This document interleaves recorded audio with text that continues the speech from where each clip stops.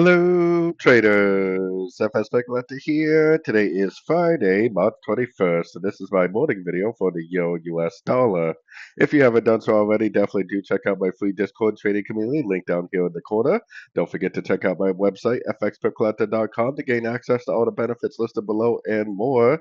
And also, don't forget that I do a YouTube live stream every weekday evening at 6 p.m. GMT UK time.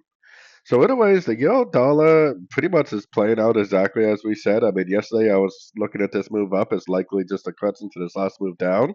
Now we are at the 100% level, so if it does decide to go up there and break structure, I would definitely take it as a long.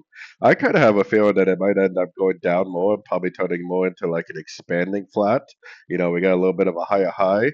If it is going to be an expanding flat, then it definitely could make a run for the 161, 178, maybe even end up looking something like this over the rest of the day. So definitely keep an eye on these lower levels, but also keep an eye on this 100% area, because if it does respect this area, if it does go up, and if it does give us a break of structure, that definitely would be the long opportunity I was looking for. If not, then I would definitely keep an eye out for the 161, 178 area, because that definitely would be my next area for the end of what I still think is very likely an ABC correction.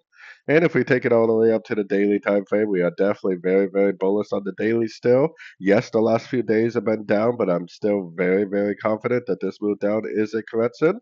It looks like a 1, 2, 3, 4, and 5 of wave 3 to me. I still think that this is going to go up to the 78% at least to finish off the wave 5 of wave 3. So anyways, don't forget to join my free Discord trading community, link down here in the corner. And as always, thank you for watching and happy trading.